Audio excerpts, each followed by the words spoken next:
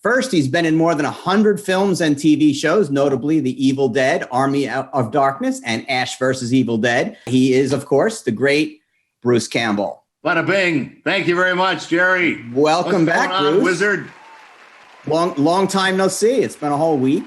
It's been about a week. Exactly right. We're getting used to this stuff, this virtual stuff, virtual entertainment. All right. Well, welcome back.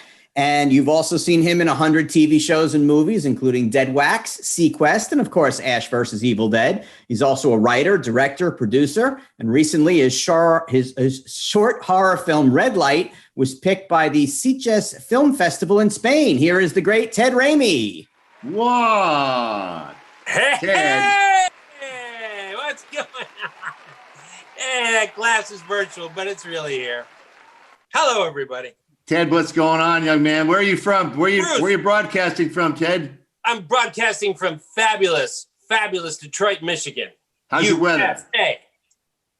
And you can see behind me, I brought a few people with me. This is my Aunt Edwina the Fourth, also known as Edwina Th. And this is Uncle Jacoby the Sixth, also known as Jacoby the Sixth. Very nice. Ted, I brought my view with me today. Oh my God, look at that view. Bruce, this is incredible. You must have rebuilt your amazing one-bedroom apartment in Reseda, and now it's in... Look at me now, Ted, because I'm broadcasting from my one-bedroom apartment in Reseda, but you would never know it, would you, buddy? No, but that's a beautiful view, and I love it. Well, people are in from everywhere, so we've called our audience here. We polled them, asked them where they're from. Mexico City, California, Canada, Oregon, Chicago, Michigan, Ireland, Texas, New York, you name it, Colorado, they're there. We got fans in all the webs, whether you're on Twitch or Facebook, YouTube. Go ahead and put your questions into the to the moderators there on our chat, and we'll get the best ones answered, as many as we can. Corey McDonald loves your shirt and stash. He says shirt plus stash is groovy. And Chris Polaciccio also loves the stash. So we've got some folks here already excited about what's going on. I was in Eastern Oregon on a trip recently, and I had come from a military event. It was a appreciation event. So I had a hat. I had a military hat, and I had this mustache. And I stopped in a bar, and two people in Burns, Oregon go, "You up here hunting?" And I go, "Not hunt for grizz." No, it's just I look like a cop. I totally look like if I pull somebody over, they go, "Okay, here's my driver's license. Yes, sir. Yes, sir." And I have these, sort of cop-ish glasses that I put on. So it's pretty good. COVID's pretty awesome too. You can have anything going on under there. Yeah. Well, to all our fans all around the world, thank you for tuning in. And good night, everybody. Thank you very much. Thank you. Isn't it great? You just have people come on here. They tell you how much they love you. Channel_19 says, "Jock Sir the Mighty!" ! So where'd that one come from? Channel_19, whoever that is. Thank you, Channel_19. You are awesome. He is awesome. Jock Sir the Mighty. I'll throw out our first question. I'll let you guys run with it. Bodie Ramsey wants to know, when will we get the Lost Recordings comedy album you guys recorded together? Yes, Bruce, that's a very good question. Ted and I decided to collaborate on a comedy album. After you hear it, you'll probably go, "No, that's just an album." But we're trying to do a comedy album. And so the concept is, it's the great producer, he's the great appreciator, Lames Gypton, has found all of these lost recordings in cooperation with the National Archives and the studios to hear the outtakes from the golden era of most of your favorite motion pictures throughout history. Now, recently rediscovered. Oh, yeah. Oh, no one else has ever heard these. These are from the vaults, the old vaults. So basically, Ted and I did 17 voices each, bad imitations of presidents and famous people of all kind. And we are in the bowels of post-production now, because it's like a radio show, full sound.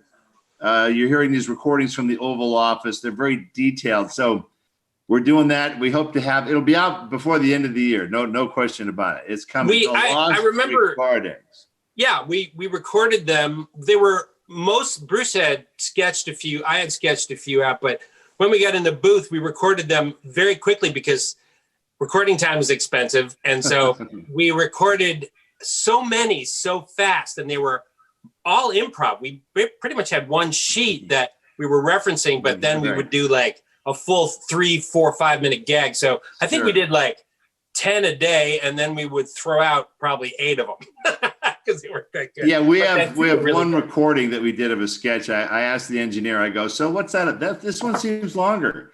It was just like 6, 7 minutes. He goes, that was 16 minutes. I was like, okay, I guess that's why that one's not in here. So yeah, it's really long and dull.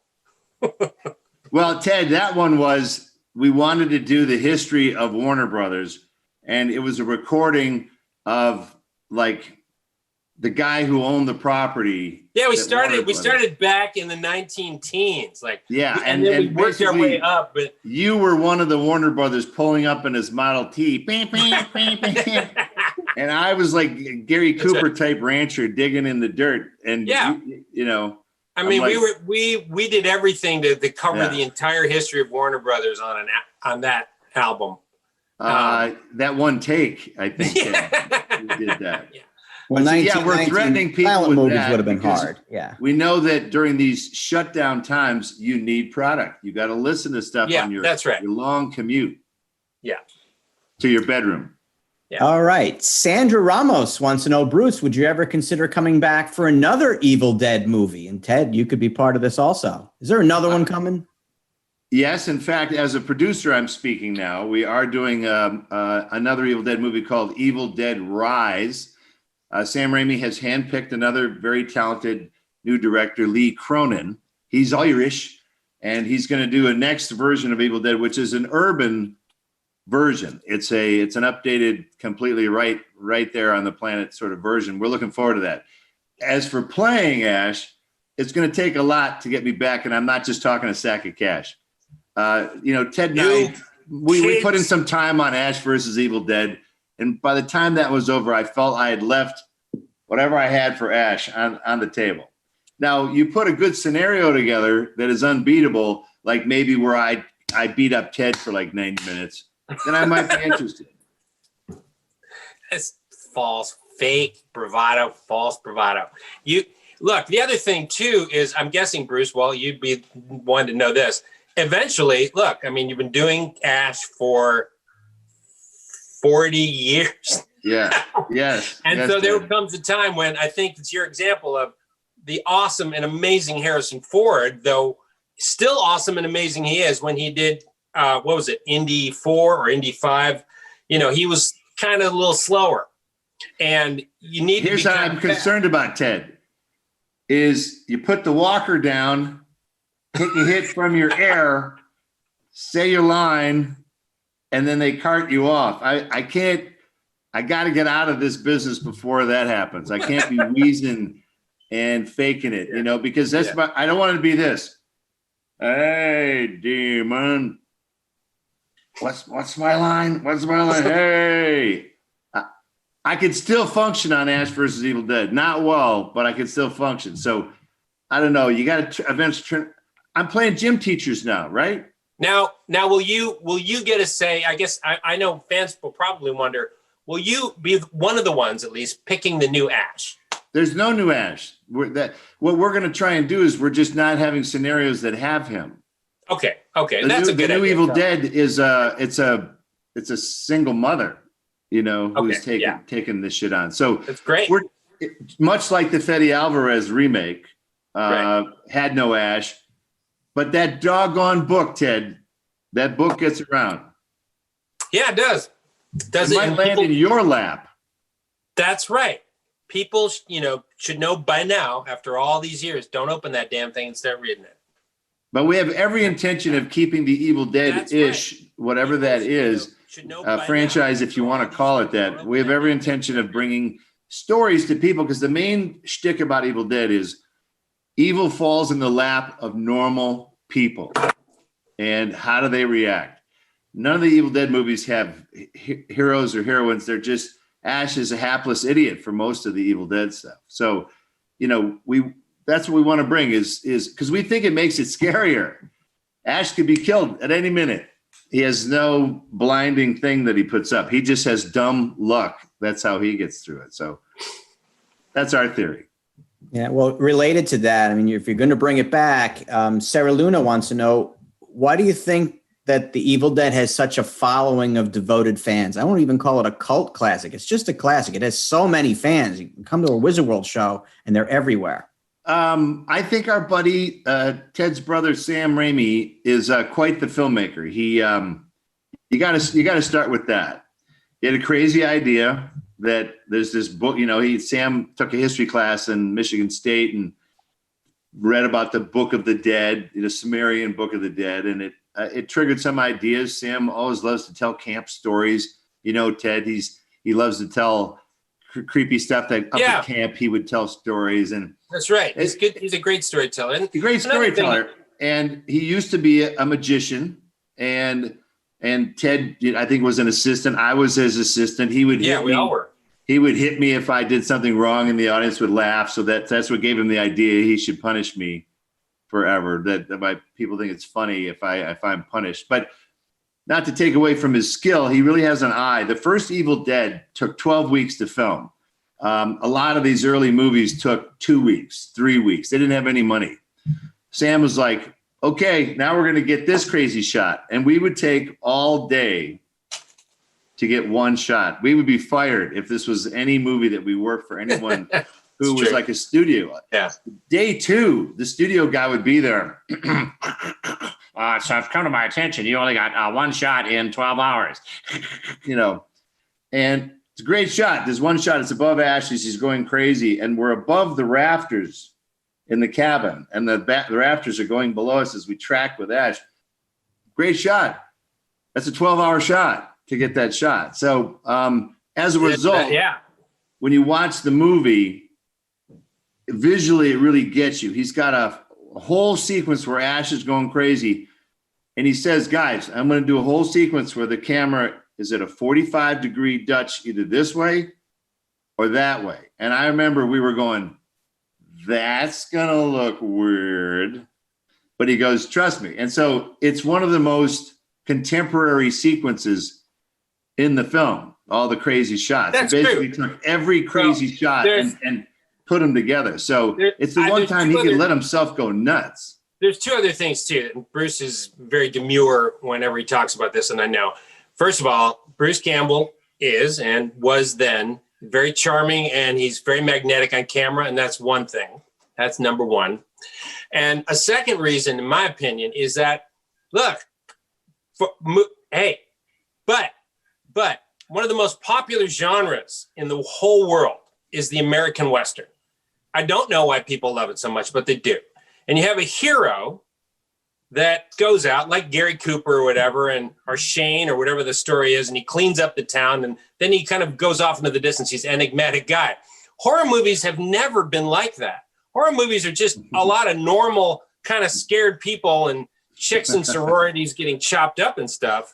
But I think this was very unusual in that you've got a guy who's very enigmatic and kind of, dude-like and all that, is battling those evil forces, much like those old Westerns would battle the bad guys that would roll into town. And I think Sam sort of, in my opinion, kind of combined those two. And, Bruce really brought it to a head and make it great. I think it evolved though, Ted. I mean, I think the initial appeal is people are sitting there with their big gulp and they go, that fucking idiot. I could do that. What is wrong with you? What did you say to her? And I think that it involves them. Whereas if you have superpowers and you're doing your Zordon things and your radon shields, I think the audience goes, no, that's not me. That's him. They go, I'm a garage mechanic and I can do better than that. My gun skills are so much better than you. And then Ash evolved into thinking he's more skilled than he really is. So I think That's his evolution. With Ash, it's a little bit of a devolution. Yeah, that's good explanation. I agree. But I think people go, he's me. He's me. I'm him. I'm him. I should be him. In fact, screw Campbell. I should be him. Send me on a junket. Yeah. I want to go to premieres.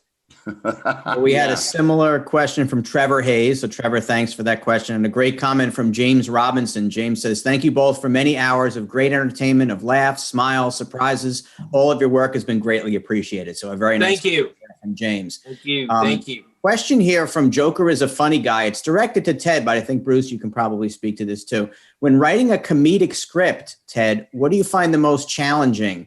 And humor is subjective, but do you have any comedic writing tips? So I guess it's a multi-part question there. What's challenging, and what are some tips for people to write comedy? Well, writing's the hardest part of any aspect of filmmaking. It's absolutely without a doubt.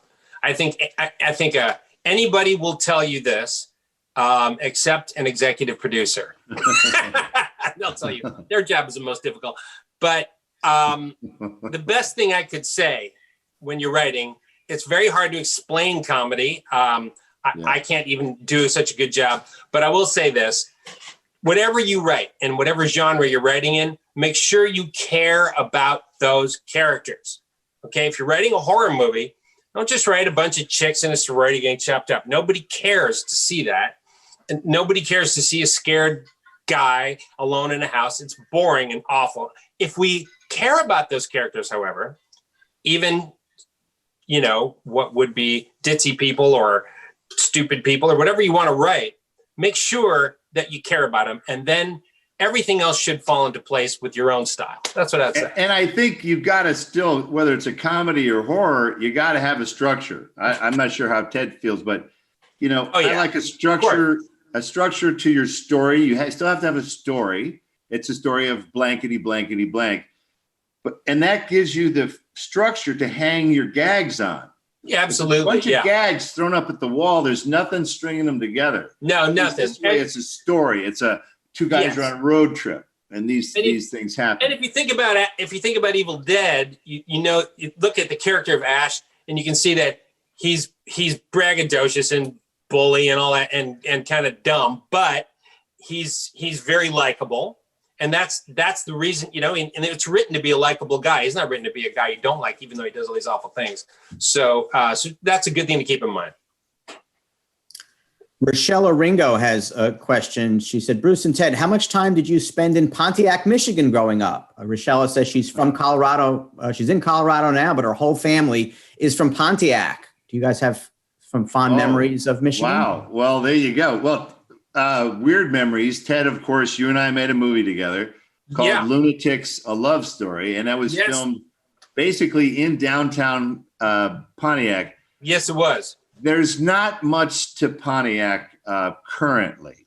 They were a big powerhouse of production. It is, of course, where the car is named after. Years, Pontiac, Michigan. I mean, that's where they made it.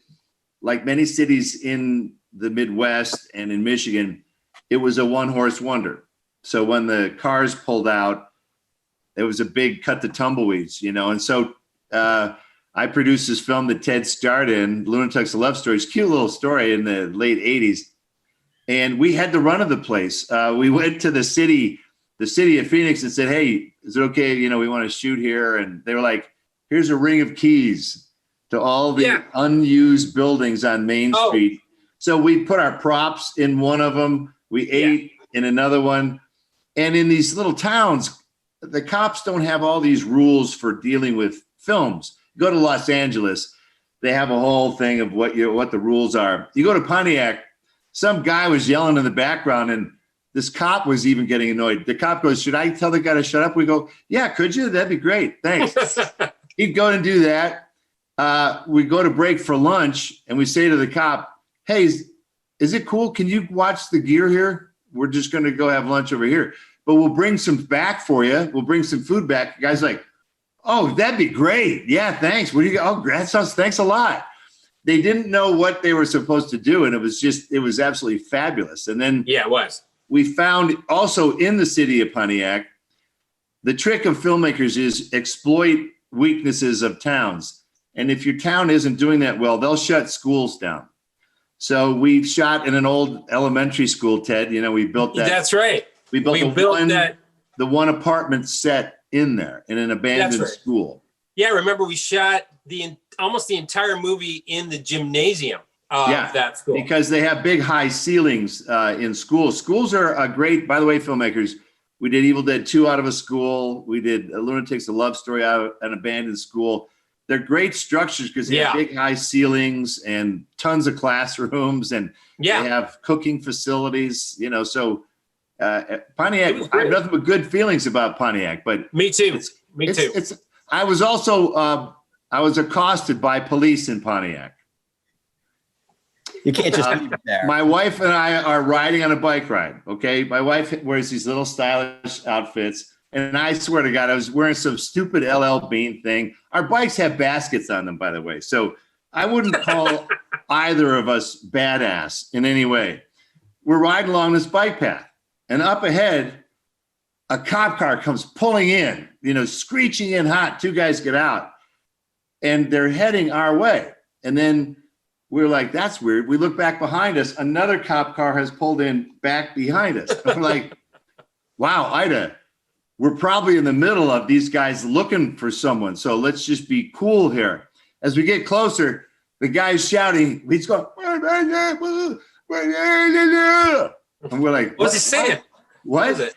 We find out he is talking to us. He's shouting, put the kickstand down and put your hands in the air. We were like, he's arresting us on our bicycles.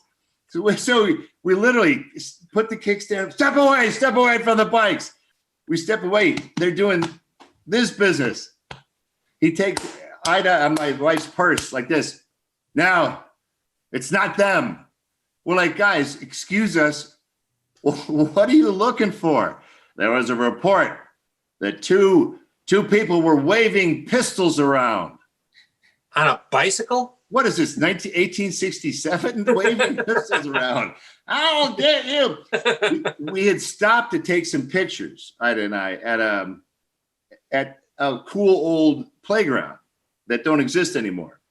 And maybe someone thought that was waving pistols around. So anyway, I was accosted by the police in Pontiac. So, fans, did you expect to hear a story of Bruce Campbell getting pulled over on his bike and his wife in Michigan? No, you didn't. Great questions tonight, everyone. If you're in Twitch or Facebook or YouTube, keep firing away with the questions. We'll get to as many as we can. Don't forget, though, at wizardworldvirtual.com, you can go and, first of all, find the schedule for everything that's coming up, but also those live video chats and recorded videos that we have with Ted in a week. So a week from today, next Thursday, he'll be doing those recorded video or the live video chats and recorded videos up to that point. And for both Bruce and Ted, you'll have the autographs that are also available at wizardworldvirtual.com. So make sure you go there. Next question is from Trackwell81, directed at Ted. Ted, what's the favorite way that you've been killed in the movies? And a suggestion here is Meat Night, Meat Train.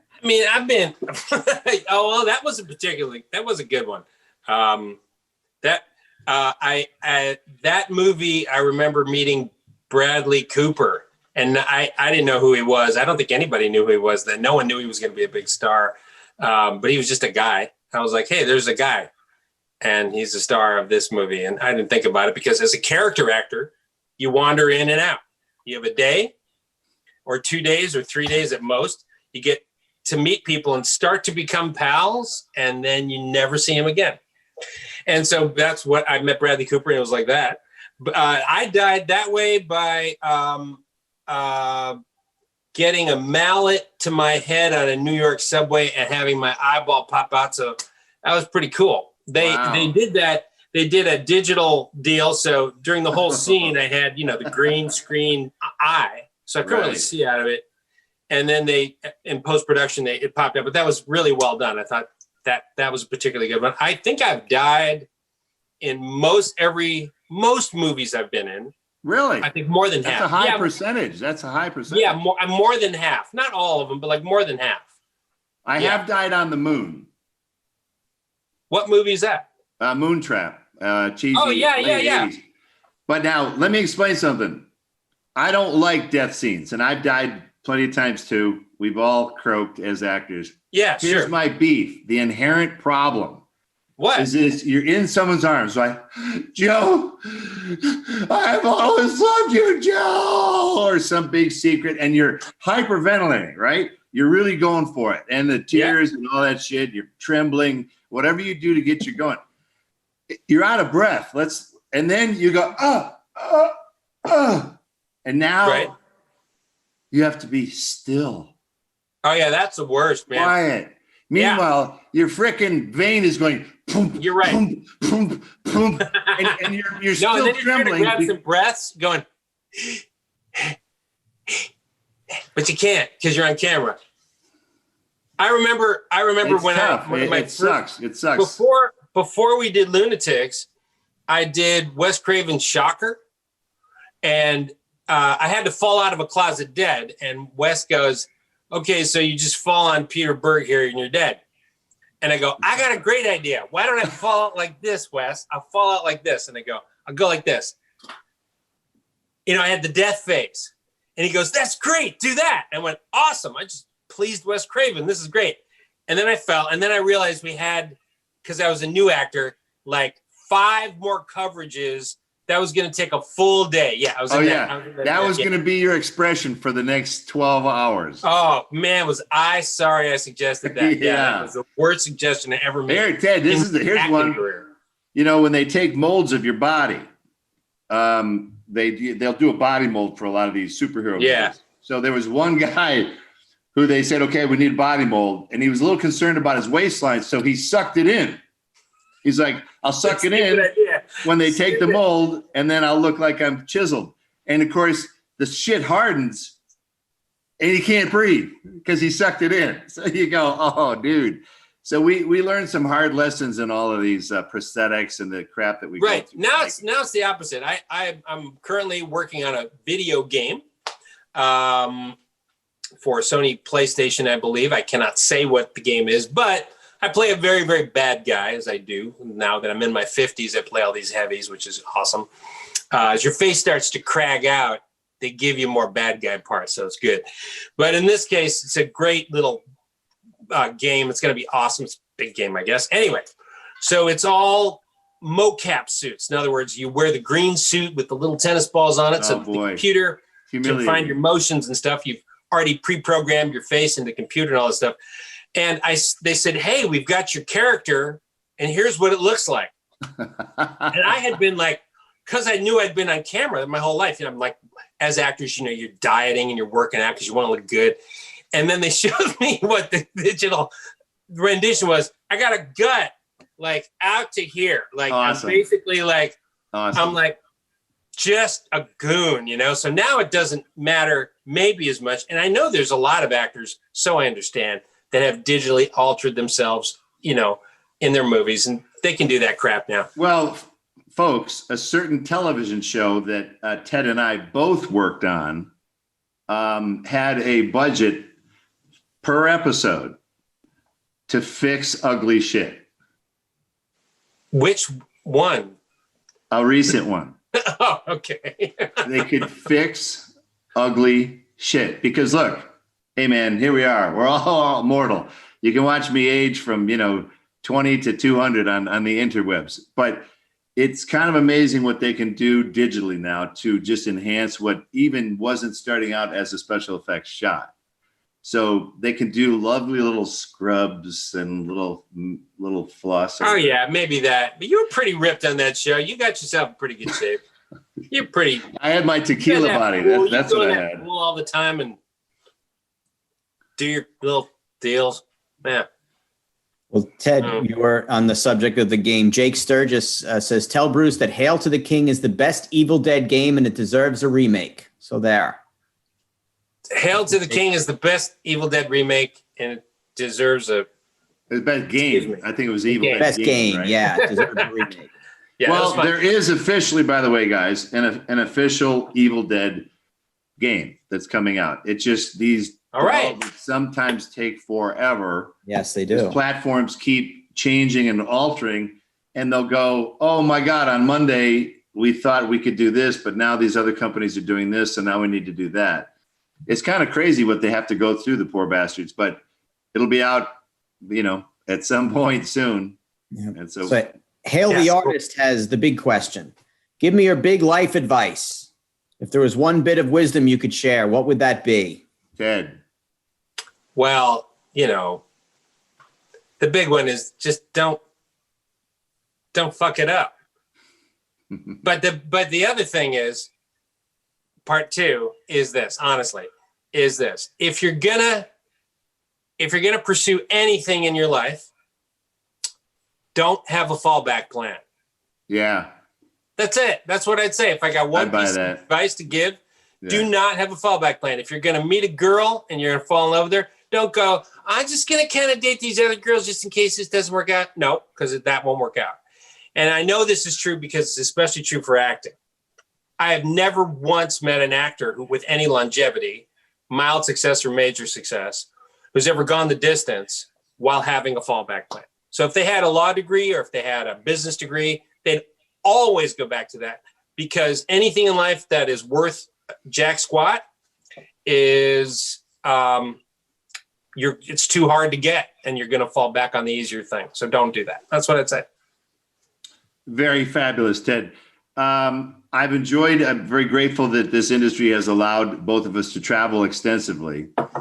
And what I would say to Americans in particular, because there's only about 40% of us have a passport. The other 60% cannot leave the country if they had to. Don't listen to everything you see and hear. Don't believe the shit that you see and hear on your little screens, because it's manipulated. Except this little screen. Every headline is a manipulation to get you to click on it. Everything on the internet is a clickbait. Our show is clickbait, but it's the good kind. But the thing is, go to these places. If you think something's weird, or I don't believe somebody, or is Portland really what they say? Go there. Go there. I'm not telling you to travel and get COVID, but take your experiences in. I have different views of my own country now because of extensively how I've traveled, and you see how other shit works in other countries. New Zealand had the first place I've ever seen you could turn a light switch on or off. A kid could take a screwdriver in there, but if it's turned off, it's off. America, we're like, all right, we're on. We're ready to go. Yeah, plug it in, baby. The Kiwis are like, oh, I don't know. Maybe not. Let's turn it off. And there was the first one with the 2 buttons on the toilets. One for just a little bit. a bigger half moon symbol if you need a little more water. And I'm like, man, does that make sense? Right, mighty. If you drop a bomb, let's take care of business. But if you haven't, why waste your one will do? Yeah. Well, just to be fair about New Zealand, it is amazing. And you're right about those 2 innovations. I'd never seen them before like 25 years ago. And yet they do have 240 volts coming out of those sockets. It'll fry your shit like that. I mean, yeah, if you were anything smaller than a rabbit, you'll basically die if you get near it. It's pretty deadly. But the Kiwis, they're pretty hardy like that. Oh, yeah?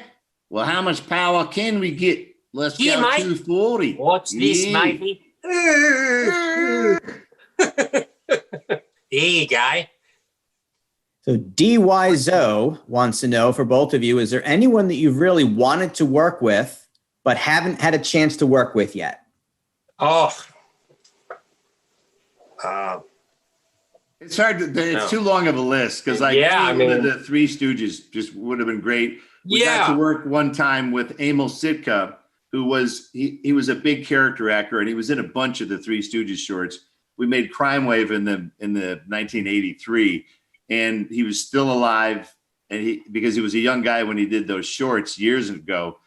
So just to work vicariously through him was great. And Ted, I know, you've worked with the Harrison Fords of the world. I got to run lines with Paul Newman working on Hudsucker Proxy. And so we get to taste this, and they're really great examples. But again, be a little careful who you wish for, if you say, I can't wait to work with Robert Redford, but then you find out if Robert Redford is a D-bag, that might ruin your afternoon. I don't know.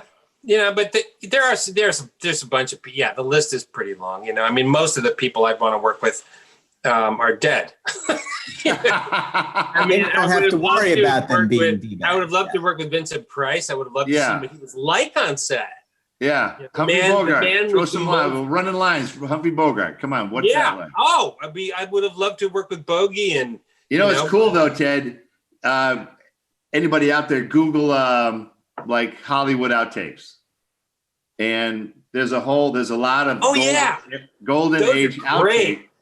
It's very funny. Great. Actors, they tend to swear when they screw up. Modern day actors, but back in the 30s and 40s, the expression was nuts. So they'd be talking along. Hey, Jenkins, go on over there to nuts. Now, Bruce's love of those outtakes, and there are many online. You have to sort of type it in. I think inspired Bruce, if I'm not mistaken, for his idea to make this Hollywood comedy album. Maybe about the 30s.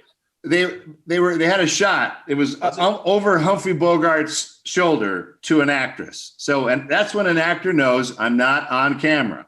I'm sort of on camera. So I don't have to bring my A game. So they're going along, blah, blah, blah, blah, blah. Yeah, okay. And the actress is doing all her stuff, blah, blah, blah, blah. And Bogart screws up. And they have to feed him the line. And then he turns around and goes, oh, I didn't know we're going to go that far. He thought it was going to just be a quick little pickup. We're just going to say a couple lines and cut. But they kept it running, and he completely. Yeah, I saw that one. And but it was a very modern reaction of him going, I didn't know we were going to go that far. But it also made me feel like, oh, I guess this was a problem 100 years ago, too. Like, I'm not the first guy to have a problem going, I didn't know we were going to go that far. Yeah. Exactly. Did I have to know that? So all those things are like great historical records. The great Betty Davis. There's an outtake of her, some Warner Brothers movie, black and white movie. It like hurt her soul when she screwed up. She'd go, oh, darling, I can't be the. It ruined her afternoon because she obviously, was a prepared actress and stuff. And some actors, you got to be careful. They get frustrated. And once you get frustrated, you might not be able to get it back. Barry Sonnenfeld directed Men in Black. And Ted, who's the actor? The classic. Will Smith? Huh? No. Oh, the old actor. Sorry. Can any of our fans out there, the other actor, not Will Smith in Men in Black? We're drawing blanks. My blank is from this. He's the gruff older guy in the Rip Torn. He played cop. Oh, Rip Torn. Rip Torn. So Rip Torn can't remember his lines, and he is shouting like obscenities like to the heavens. And and Barry Sonnenfeld had to hold a rag over his face because he was laughing so hard that he couldn't say like these 3 words. And it just, he finally came out that he finally got it. The one time they got it. And he had to come out to talk to Rip after the take. And he had to fake that he had like allergies because, his eyes were boring and his nose was just, so it can be very entertaining when actors screw up. Oh, yeah. Not to the actor. Not to the actor, no. So a fan, Joshua Palace, had a great comment here. Ash versus Evil Dead is truly one of the greatest series of all time. Bruce and Ted are absolutely brilliant in it. As always, a series that is truly missed. 8 exclamation points. 8 exclamation points, guys. Well, there's nothing really to say to that, is there, Ted? No, there isn't. No, other than thank you very much. We appreciate the praise very much. Thank you. And we're probably pretty sure you found it on Netflix, not on Starz. I've seen it on Netflix, which is great. Right. Corey McDonald has a question for you. What's your favorite line of both of you from your films? A favorite line. That we say? God. What does it be the favorite? Just a favorite one. Ted, some of them stick. I actually literally just thought of one today that kind of made me laugh. What? It was not, I didn't write it. It was Ash has a fight with the Deadite, some Deadite early on in Ash versus Evil Dead. And he goes, okay, first things, I got to do some cardio because my heart is jackhammering like a quarterback on prom night. And so he realizes he has to get back. He has to get back into shape because it's not gonna happen. Yeah. I'm gonna kind of punk out on this question because I don't say those lines, in real life. So I don't really think that they're great or bad. I know it's kind of a lame answer, but it'll probably come to me in about 5 minutes. I think sometimes the fans love the lines more. I get quoted for groovy all the time. Yeah, that's right. And so the quick history of that is that Sam Raimi in mid-'80s, we shoot Evil Dead 2. That's where it was first introduced, 1986. Ronald Reagan was president for basically, the entire decade. It was a very non-groovy time period in our country. Sam was like, when we track into your face, I want you to say something that is so not used now and so out of date that we're going to make it cool. And he goes, we're going to track in and you're going to say groovy. And I'm like, yeah, you picked the word. That you picked the one that no one is using right now in the Reagan era. So it's kind of funny how they come off. And half the good one-liners for Ash, Sam throws out. Like right before you shoot. He's always back there thinking of stupid shit. He is good at that. Yeah. Yeah. So before we head out, want to give everyone just a quick reminder that if you go to wizardworldvirtual.com, all the schedule for our upcoming events, primarily right now you can go get those live video chats with Ted, which we'll be doing next week, the recorded videos Ted will do, and the autographs that both these guests will be doing. Before we finish up, want to just give each of you just a quick chance to just talk about a project you're working on. I know, Ted, you've got that movie that was just accepted to the film festival. Congratulations. And Bruce, just thank you. You guys have Theodore, what are you up to, you bum? I have a couple partners and I made this, what they call proof of concept, which is a short film designed to sell a larger feature film. And we made this thing. But then COVID hit, and of course, everything shut down as it should have. But it left us in the lurch. And so we decided instead to send it to all these film festivals. And we sent it, our director, this Mexican director named Alex Coam, said, well, we should send it to Sitges, Spain. And the producer and I went, I guess that'll be a fat $50 thrown away, but okay, why not? But we got accepted into it. And so it just screened Friday night. It had its European premiere there. And I don't know if it won anything yet. I think I'm supposed to know maybe in a couple hours if we won or not. We don't know. But since it got accepted into Sitges, it's been in, I think, 5 more festivals, including it's got its North American premiere. That's a good one, Ted, because if you can get into Sitges, that's a good one. Yeah, you remember when we got Lunatics into Sitges? I think you and I were there. We went to Spain. Yeah. I wanted to go to Spain this time, but it was obviously with COVID, it's a bad idea. But it's having its North American premiere on this Saturday night in Telluride at the Telluride Horror Festival, sort of an adjunct of the main Telluride Festival there. And then it's playing in Mexico City and New York City at the New York City Horror Con and a few others. So that's what I'm doing. And hopefully won't take long to raise some funds to make this sucker and get this movie going. And if you can watch it online at any of these festivals. If you if you go to redlightmovie.com, you can find more information there. But that's what I'm doing. So I'm up to my neck in that, and it's great experience. That's what I've wanted to do for a long time, and it's kind of fun because I play this another psychopath. Chopping people up. So it's Ted, there you go again. Yeah. There you go. Yeah. Well, there you go. I guess I would say I'm first of all, Jerry, I want to say thanks to you and Wizard because things are changing fast and loose in our business, and a lot of our industry took a hit. We took a hit like the restaurant and bar industry took a hit. Everything we do depends on fans and bodies to show up. Absolutely. So I really give you guys a lot of credit for using your innovation. You guys have always been good with all the technical stuff to to make this happen, because, and there may be a net gain in all this, that look, a lot of folks can't get in the car and drive 300 miles to stay the weekend. They can't do it. They're busy. They're working. They don't have the money, whatever. Here we are. You know, Ted shows up and he's got his red polka dot underwear on.